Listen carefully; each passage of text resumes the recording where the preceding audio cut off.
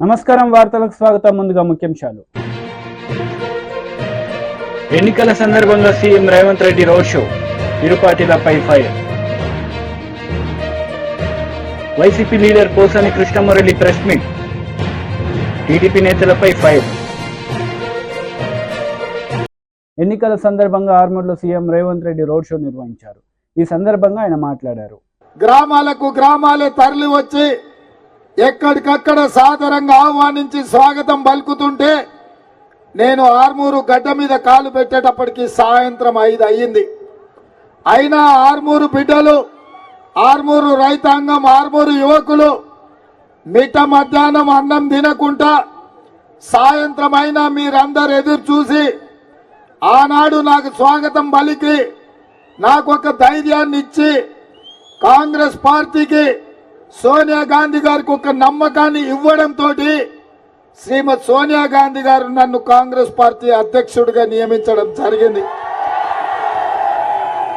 వాస్తవంగా కాంగ్రెస్ పార్టీ అధ్యక్షుడిగా అవకాశం రావడానికి ఆనాడు ఆర్మూర్లో ఈ రైతాంగం చేసిన దీక్ష, ఆనాడు మీరు అండగా నిలబడ్డారు కాబట్టి ఈనాడు పిసిసి అధ్యక్షుడినై రాష్ట్రం నలుమూలలో తిరిగి తండాలలో, గూడాలలో, మారుమూల పల్లెల్లో ప్రతి పేదవాడి తలుపు తట్టి ప్రతి పేదవాడి గుండెకు చేరుకొని ప్రజల్ని సమన్వయం చేసి 4 కోట్ల ప్రజల్ని కాంగ్రెస్ పార్టీ వెంట నడిపించినందుకు ఈనాడు ప్రజలు ఆశీర్వదించి 65 సీట్లు గెలిపించి తెలంగాణ రాష్ట్రానికి ముఖ్యమంత్రిగా చేసి మళ్ళీ ఈరోజు ఆర్మూరు అంబేద్కర్ చౌరస్తాలో తెలంగాణ రాష్ట్ర ముఖ్యమంత్రిగా మీ ముందల నిలబడి నేను ఈరోజు మాట్లాడుతున్న మిత్రులారా, ఈరోజు నేను ఈ స్థాయికి చేరడానికి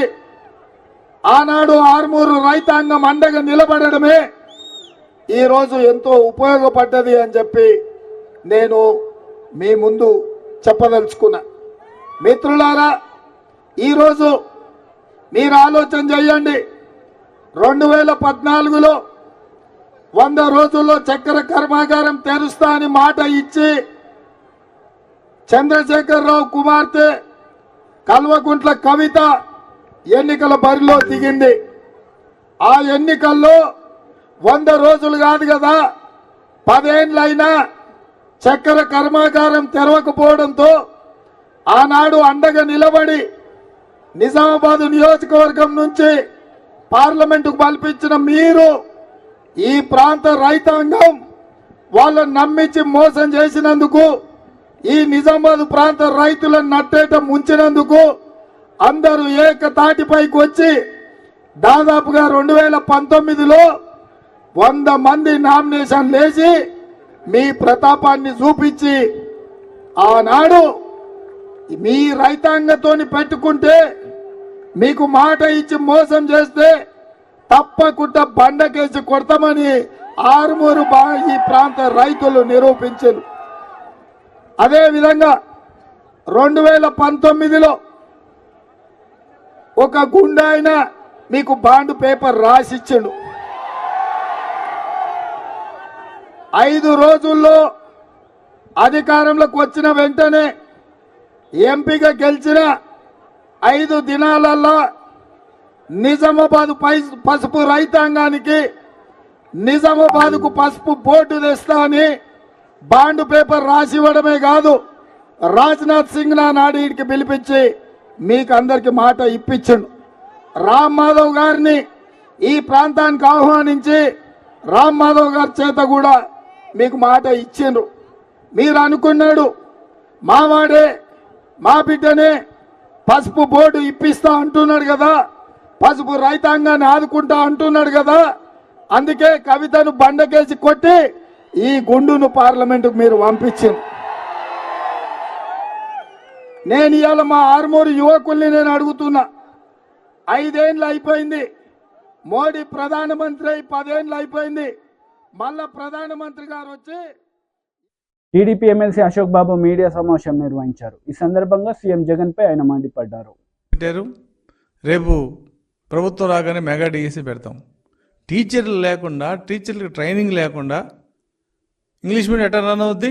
వాళ్ళని లిక్కర్ షాపుల దగ్గర బాత్రూమ్ ఫోటోలు తీయమని చెప్పి వాళ్ళని అవమానించి వాళ్ళ గౌరవాన్ని గంగలో కలిపి వాళ్ళని సెకండ్ గ్రేడ్ సిటిజన్స్గా ట్రీట్ చేస్తున్న నువ్వు విద్యా విధానం గురించి మాట్లాడతావు. కాబట్టి ఈ రాష్ట్రంలో విద్య నాశనమైనంతగా భారతదేశం ఏ రాష్ట్రం కూడా విద్యా వ్యవస్థ నాశనం కాలేదు. దానికి కారణం జగన్మోహన్ రెడ్డి మూర్ఖత్వం. అతను నేషనల్ ఎడ్యుకేషన్ పాలసీ తీసుకురావడం వలన ఆ స్కూళ్ళన్నీ కూడా మెర్జ్ అయిపోయి అంగన్వాడీలని ప్రైమరీ స్కూల్స్ హై స్కూల్స్గా 2 కిలోమీటర్లో ఉండాల్సిన స్కూళ్ళన్నిటిని కూడా ఎక్కడో పెట్టి పిల్లలు ఎవరు స్కూల్కి వెళ్ళలేని పరిస్థితుల్లో అందరూ ప్రైవేట్ స్కూల్కి వెళ్తే, దగ్గరలో ప్రైవేట్ స్కూల్కి వెళ్తే ఇవాళ ఎడ్యుకేషన్ సిస్టమ్ మొత్తం కొలాప్స్ అయింది. డిఎస్సి లేదు. ఇంకా 5 రోజులు నువ్వు పెట్టేదేంటి, చచ్చేదేంటి? ఈ రకంగా విద్యా వ్యవస్థ నాశనం చేసింది నువ్వు. అసలు ఇంగ్లీష్ మీడియం గురించి నువ్వు మాట్లాడతావేంటి? నీకేం హక్కు ఉంది? ఒక జీవో ఇస్తే అయిపోద్దా? ఆ జీవోతో మేము కూడా ఇచ్చాం. ఆల్ మున్సిపల్ హై స్కూల్స్ వాటిలో ఇంగ్లీష్ మీడియం కావాలని చెప్పి పెడితే నారాయణ గారి టైంలో టీచర్ సంఘాలు వచ్చి రిక్వెస్ట్ చేసినాయి.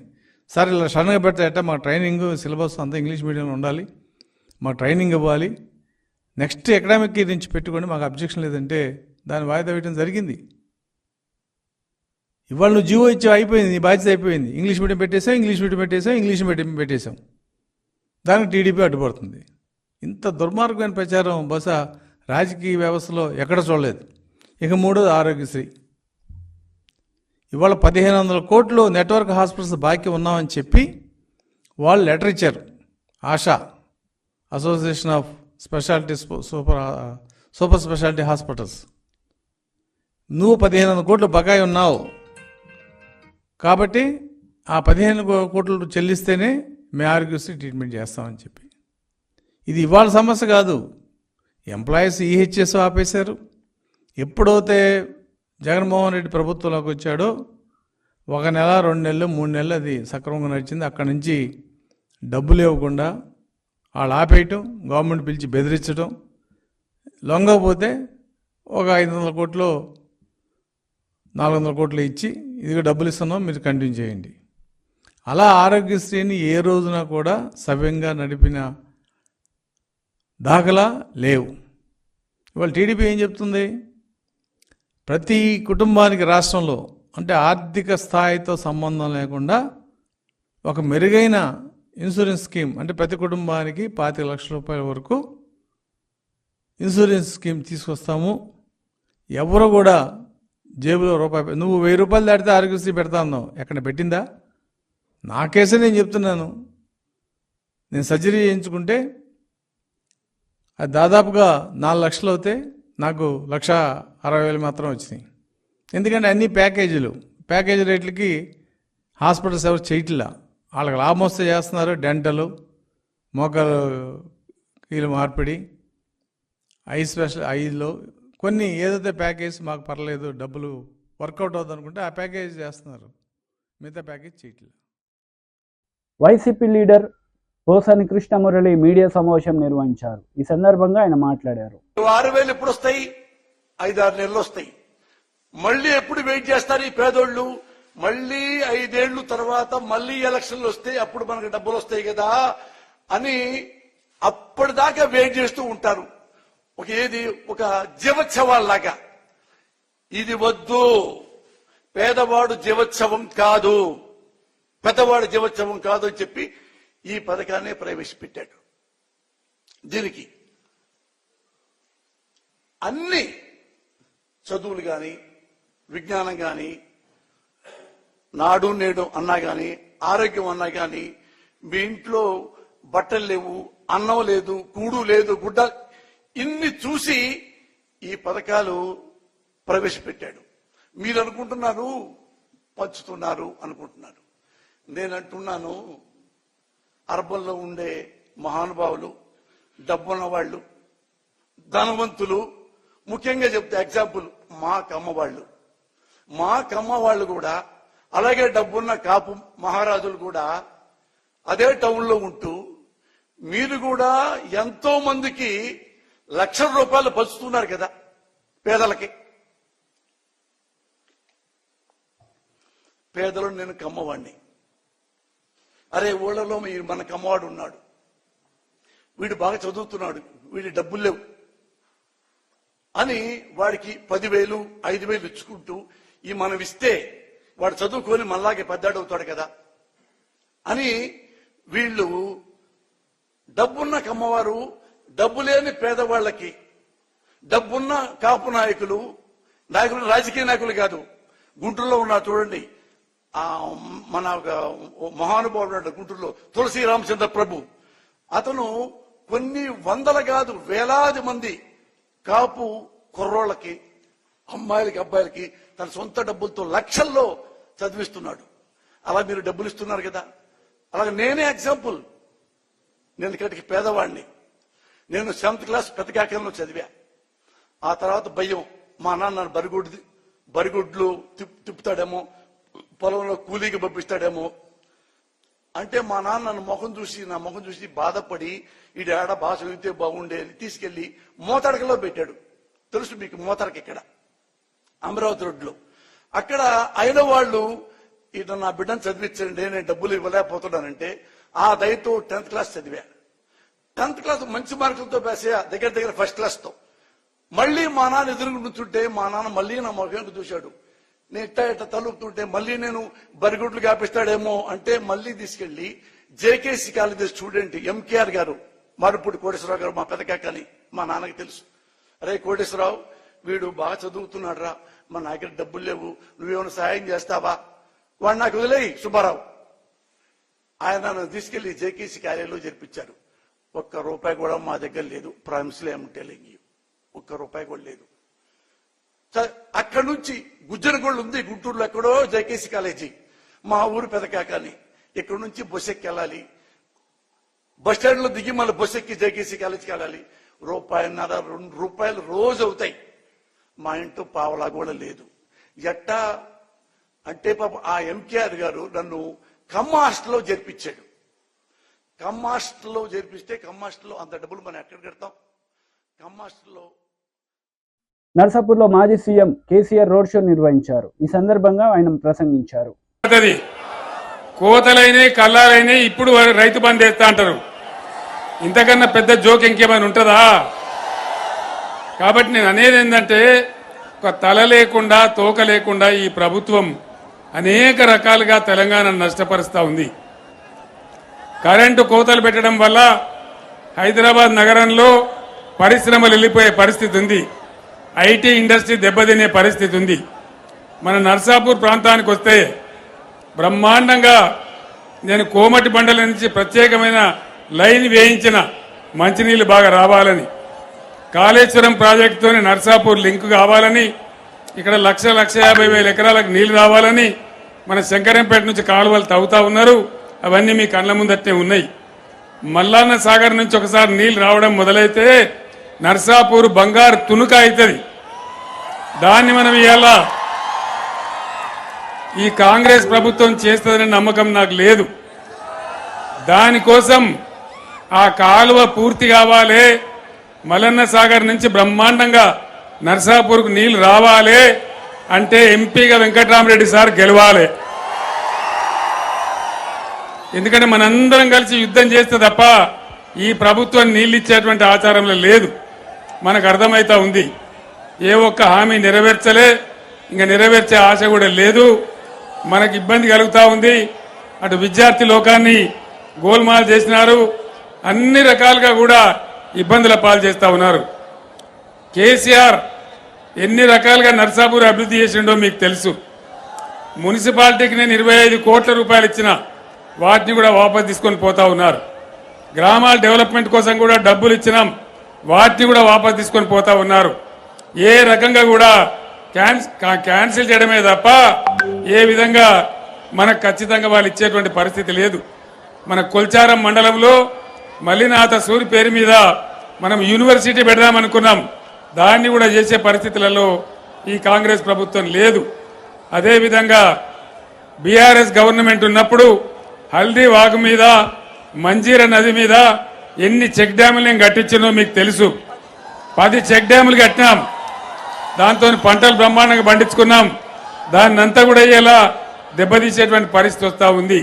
అంటే తాగునీళ్లు రావు, సాగునీళ్లు రావు, కరెంటు రాదు, పేదల సంక్షేమం లేదు. ముసలోళ్లకు 2,000 రూపాయలు మనం పెన్షన్ ఇచ్చినాం, వీళ్ళు 4,000 ఇస్తామన్నారు. వచ్చినాయా 4,000 రూపాయలు? వచ్చే నమ్మకం ఉన్నదా? అంటే ఈ విధంగా ఏ ఒక్క హామీ నెరవేర్చలే, ప్రతిదానికి ఏదో కొండి పెట్టడం, తొండి పెట్టడం, అబద్ధాలు చెప్పడం. పైగా వాళ్ళ నాయకుడు రాహుల్ గాంధీ వచ్చి మొన్న నిర్మల్లో మాట్లాడుకుంటూ గవర్నమెంట్ ఆల్రెడీ 2,500 రూపాయలు ఇస్తా ఉన్నదని చెప్పినారు. మహిళలకు, ప్రతి ఇంట్లో మహిళలకు 2,500 ఇస్తామన్నారు. వచ్చిందా? ఒక్కలకు కూడా రాలేదా? నర్సాపూర్ కాడ వచ్చిందట కదా, తెత్తానే మదన్ రెడ్డి కాంగ్రెస్ లో వచ్చిందట కదా, తేలేదా మదన్ రెడ్డి? నిజమా? మరి ఎందుకు పోయిండా మదన్ రెడ్డి?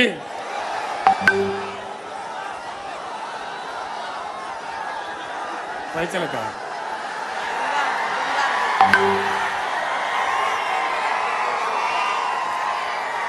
మీ అందరికి కూడా నా చరిత్ర, మదన్ రెడ్డి చరిత్ర తెలుసు. అప్పుడు తెలుగుదేశం ఉన్నప్పుడు ఎమ్మెల్యే ప్రయత్నం చేస్తామంటే ఓడిపోయిండు. 2 సార్లు ఎమ్మెల్యే చేసింది కేసీఆర్ కదా. మరి 70 ఏళ్ల వయసులో ముసల్తనానికి కుసుమగుడాలన్నట్టు ఎవరిని ఉద్ధరిద్దామని పోయినట్టు మదన్ రెడ్డి, ఏం చేద్దామని పోయినట్టు? ఇది ధర్మమేనా? మనందరినీ ఇడిచిపెట్టిపోయిన మదన్ రెడ్డికి మీరే బుద్ధి చెప్పాలని చెప్పి నేను కోరుతా ఉన్నా. అసెంబ్లీ ఎలక్షన్ల కంటే కూడా పెద్ద మెజారిటీ ఇచ్చి వెంకట్రామరెడ్డిని గెలిపియాలని చెప్పి నేను కోరుతా ఉన్నా. ఈ కాలువ పని చాలా ముఖ్యం మనకు. మల్లన్న సాగర్ నుంచి వచ్చే కాలువ, అది మన బతుకుదెరువు. నాకు మనం నర్సాపూర్ మీద ఉండే ప్రేమతోని సునీత గారు గెలిచిన కాడి నుంచి దాని స్పీడ్ పెంచి నీళ్లు తెచ్చే ప్రయత్నాలు చేస్తా ఉన్నాం.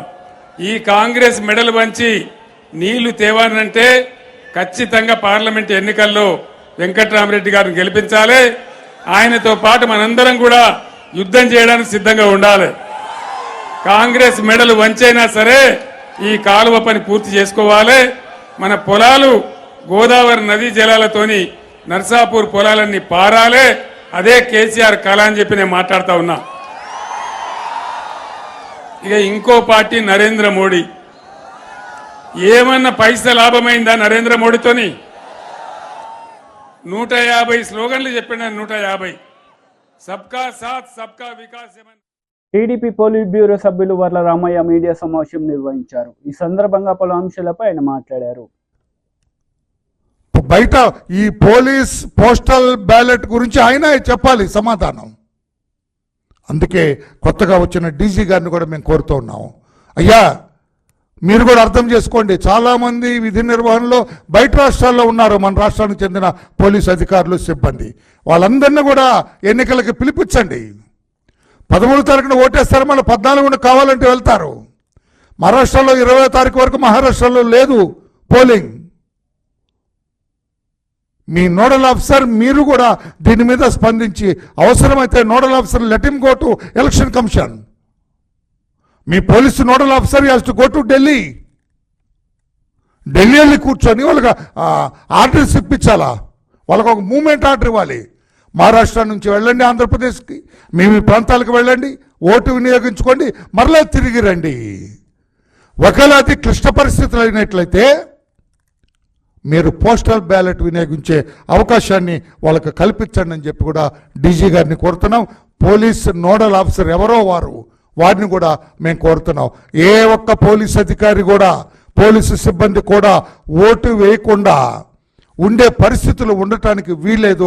ప్రతి పోలీస్ అధికారికి, ప్రతి పోలీస్ సిబ్బందికి కూడా ఓటు వినియోగించే హక్కు కల్పించండి. ఆ హక్కుని కాలరాయటానికి వీల్లేదని చెప్పి కూడా తెలియజేస్తూ మేము సెంట్రల్ ఎలక్షన్ కమిషన్ కూడా కోరుతున్నాం, వెంటనే స్పందించండి. టైం కూడా లేదు, వాళ్ళు మహారాష్ట్ర నుంచి రావాలి, వాళ్ళందరినీ పిలిపించి వారి బెటాలియన్స్కి వెళ్ళి అక్కడ ఓటు హక్కు వినియోగించుకునే అవకాశాన్ని కల్పించమని చెప్పి కూడా మేము కోరుతున్నాం. ఇక్కడ ఇంకా రాష్ట్రంలో హోంగార్డ్స్ దాదాపు 25,000 మంది పైచిలకు హోంగార్డ్స్ ఉన్నారు. ఈ జగన్మోహన్ రెడ్డి గారు 5 ఏళ్ల కాలంలో వాళ్ళ పరిస్థితి చాలా దయనీయంగా ఉంది. హోంగార్డ్స్ పరిస్థితి, వాళ్ళకు రావాల్సిన జీతం కావచ్చు, జీతభత్యాలు సరిగా ఇవ్వటంలో జగన్మోహన్ రెడ్డి ప్రభుత్వం ఘోరంగా విఫలమైంది. చాలా ఈతి బాధలతో ఇబ్బందులు పడుతున్నారు హోంగార్డ్స్ అంతా కూడా. వాళ్ళ బాధలు తెలిసిన వాడిగా ఈరోజు తెలుగుదేశం పార్టీలో జాతీయ ప్రధాన కార్యదర్శిగా, పొలిట్ బ్యూరోలో ఒక మెంబర్గా నేను వరలరామయ్య గారు నేను చెబుతున్నా, హోంగార్డ్స్ సోదరులరా, తెలుగుదేశం పార్టీ అధికారంలోకి వస్తుంది, తప్పకుండా మీ జీవన ప్రమాణాలని మెరుగైన రీతిలో మెరుగుపరుస్తుందని చెప్పి కూడా నేను మా చంద్రబాబు నాయుడు గారి తరఫున మీకు హామీ ఇస్తున్నాను. నేను మీరేమీ అధైర్యపడొద్దు, తెలుగుదేశం పార్టీ అధికారంలోకి వస్తుంది, తప్పకుండా మీ జీవన ప్రమాణాలు పెంచుతుందని చెప్పి కూడా నేను మీ అందరికీ హామీ ఇస్తున్నా. మీ వాడిగా, మీ ఇబ్బందులు తెలిసిన వాడిగా నేను తెలియచేస్తున్నా. అంతేకాదు, మీకు రావాల్సిన బకాయిలన్నీ కూడా అధికారంలోకి వచ్చిన వెంటనే మా అధ్యక్షులు వారు చంద్రబాబు ఆయన కూడా పోలీసు వ్యవస్థ అన్న, మీ హోంగార్డ్స్ అన్న కూడా చాలా ఆయన మీ పట్ల చాలా సానుకూలంగా ఉంటారు. అందుకని మీ అందరికి విజ్ఞప్తి చేస్తున్నా, మీ డోంట్ బి డిజార్టన్, మీరేమీ అభద్రతా భావానికి లోనవద్దు. మీరు తప్పకుండా కూటమి అధికారంలోకి వస్తుంది, చంద్రబాబు నాయుడు గారు ముఖ్యమంత్రి అవుతారు, మీకు రావాల్సిన పాత బకాయిలన్నీ కూడా వెంటనే చెల్లించి ఏర్పాటు చేస్తాం. మీ ఫ్యామిలీస్కి కూడా కావలసిన ఈ హెల్త్ ఇన్సూరెన్సెస్ కానీ, మీకు వ్యక్తిగతంగా హెల్త్ ఇన్సూరెన్స్ కానీ ఇవన్నీ కూడా చంద్రబాబు నాయుడు గారికి తెలియజేసి ముఖ్యమంత్రిగా ఆయన మీ పట్ల సానుకూలంగా వ్యవహరించేటట్లుగా చూస్తామని చెప్పి కూడా మీ వాడిగా నేను మీ అందరికీ హామీ ఇస్తాను. మహిళా కమిషన్ మాజీ చైర్పర్సన్ వాసిరెడ్డి పద్మ మీడియా సమావేశం నిర్వహించారు. ఈ సందర్భంగా పలు అంశాలపై ఆమె మాట్లాడారు. అటాక్లకి ఒక ఉసిగొలుపుతున్నారు. పైన అధిష్టానం సంకేతం లేకుండా, చంద్రబాబు గారి సంకేతం లేకుండా ఈ రోజున హోమ్ మినిస్టర్ మీద, దళిత మహిళ మీద దాడులకు పాల్పడేటటువంటి ధైర్యం తెలుగుదేశం పార్టీ నాయకులు చేస్తారా? ఇది డైరెక్ట్ గా చంద్రబాబు ప్రోద్బలంతో జరుగుతున్నటువంటి దాడులు అనడానికి ఎటువంటి సందేహం ఇవాళ మాకు కలగడం లేదు. గతంలో కేంద్ర హోమ్ మినిస్టర్ అమిత్ షా మీద తిరుపతిలో రాళ్లేయించినటువంటి గనులు ఈ తెలుగుదేశం పార్టీ వాళ్ళు. అంటే మీకు కేంద్ర హోమ్ మినిస్టర్ అంటే లెక్కలేదు, రాష్ట్ర హోమ్ మినిస్టర్ అంటే లెక్కలేదు, మహిళలంటే లెక్కలేదు, దళితులంటే లెక్కలేదు. ఇష్టానుసారంగా మీరు దాడులకి, రాళ్లతోటి కర్రలతోటి దాడులకి పాల్పడతారు. మీరు ఈ రోజు జగన్మోహన్ రెడ్డి గారి ప్రభుత్వము అరాచకాలు అని చెప్పి మాట్లాడతారు. చంద్రబాబు అరాచకాల గురించి మాట్లాడేటటువంటి అర్హత మీకుందా? ఇవాళ ఎవరు ప్రతిపక్షంలో ఉండి కూడా కవ్వింపు చర్యలకి, దాడులకి పాల్పడుతుంటే సంయమనం పాటిస్తూ అధికారంలో ఉన్నా కూడా, గతం 5 ఏళ్లుగా కూడా సంయమనం పాటిస్తూ ఈ రోజున పరిపాలన జరగాలి, పేద ప్రజలకు మంచి జరగాలి, మహిళలకు మేలు జరగాలి తప్ప వాళ్ళు కవ్వించినా సరే దాడులకి కానీ లేకపోతే మరొక దానికి కానీ పాల్పడొద్దు అనేటటువంటి కంట్రోల్ చేసింది జగన్మోహన్ రెడ్డి గారు. ఈ రోజున ఎన్నికల సమయంలో కూడా కనీసం ప్రజలేమనుకుంటారు, మహిళలు ఏమనుకుంటారు, దళితులు ఏమనుకుంటారు అనేటటువంటి ఒక సంకోచం కూడా లేకుండా మీరు దాడులకు పాల్పడుతున్నారంటే ఎలాగైనా సరే కొట్టైనా, తిట్టైనా, అవసరమైతే చంపైనా అధికారంలోకి రావాలి అనేటటువంటి స్టాండ్ తీసుకున్నారా చంద్రబాబు గారు అనే అనుమానం కలుగుతా ఉంది. ఎందుకంటే అసలు నిన్న జరిగినటువంటి దాడి హోమ్ మినిస్టర్ ఇంటిపైన ఆవిడ ప్రచారంలో ఉన్నారు, ఎటువంటి కవ్వింపు చర్యలు లేవు, కనీసం ఎదురెదురు పడినటువంటి సంఘటన కూడా లేదు. ప్రచారంలో ఉన్నటువంటి కార్యకర్తల మీద దాడులు చేసుకుంటూ ఆఫీసులో లోపల ఇంట్లో హోమ్ మినిస్టర్ ఉంది, ఆవిడ్ని కొట్టాలి అనేటటువంటి దానితో మీరు తలుపులు పాలగొట్టి కర్రలతోటి దాడి చేసేటటువంటి ప్రయత్నం చేశారంటే ఇదెంత దుర్మార్గమైనటువంటి విషయం. అంటే ఎలక్షన్ కమిషన్ ని మేము ఏదైనా ప్రభావితం చేయగలం, ఇవాళ కేంద్రంతో బీజేపీతో మేము జతకట్టాం కాబట్టి మీరు ఏం చేసినా చెల్లుతుందనేటటువంటి ఒక పరిస్థితిలో మీరేమన్నా ఉన్నారా? ఇవాళ ఎన్నికల కమిషన్ మీద ఒత్తిడి తీసుకొస్తున్నారు. గతంలో ఎప్పుడూ లేనటువంటి విధంగా అమల్లో ఉన్నటువంటి పథకాలకి ఈసీ బ్రేక్లు వేస్తా ఉంది. కాబట్టి హోమ్ మినిస్టర్ పైన దాడులు చేసినా లేకపోతే మహిళల పైన దాడులు చేసినా కూడా ఎలక్షన్ కమిషన్ మమ్మల్ని ఏమీ అనదు, మమ్మల్ని కంట్రోల్ చేయదు అనేటటువంటి భరోసా ఏమైనా చంద్రబాబు గారికి లభించిందా? అందుకని ఇలాంటి దాడులకు తెగబడుతున్నారా అనేటటువంటిది ఈ రోజు అర్థం చేసుకోవాల్సినటువంటి అవసరం ఉంది. ఈ రోజు మహిళలకి సంబంధించినటువంటి విషయాల మీద 5 ఏళ్లుగా ఈ రాష్ట్రంలో ఆత్మగౌరవాన్ని గాని, గౌరవాన్ని గాని పెంచేటటువంటి విధంగా మహిళా సాధికారిత అంటే ఏంటో చేసి చూపించి ఈరోజు మహిళలకి అండగా నిలబడినటువంటిది ప్రభుత్వం. ప్రతి పథకము ఈ రోజు మహిళలను ఉద్దేశించి డీబీటీ ద్వారా డైరెక్ట్ గా నేరుగా మహిళ అకౌంట్ లోకి డబ్బందేలాగా చేశాం. అదేవిధంగా 30 లక్షల మంది మహిళలకి జగన్మోహన్ రెడ్డి గారు ఇళ్ల పట్టాలు ఇచ్చి వాళ్ళని ఇంటి యజమాని చేసి గౌరవించినటువంటి పరిస్థితి. కానీ ఇవాళ చంద్రబాబు ఏం మాట్లాడుతున్నాడు? చంద్రబాబు మహిళల్ని ఎంత కించపరుస్తూ మాట్లాడుతున్నాడు. వార్తలు ముగించే ముందు ముఖ్యాంశాలు మరోసారి. ఎన్నికల సందర్భంగా CM Revanth Reddy road show, ఇరు పార్టీలపై fire. YCP leader Posani Krishnamurali press meet, TDP నేతలపై ఫైర్. ఈ వార్తలు ఇంతటితో సమాప్తం. తిరిగి ప్రసారమయ్యే వార్తల్లో మళ్ళీ కలుద్దాం. అంతవరకు సెలవు. నమస్తే.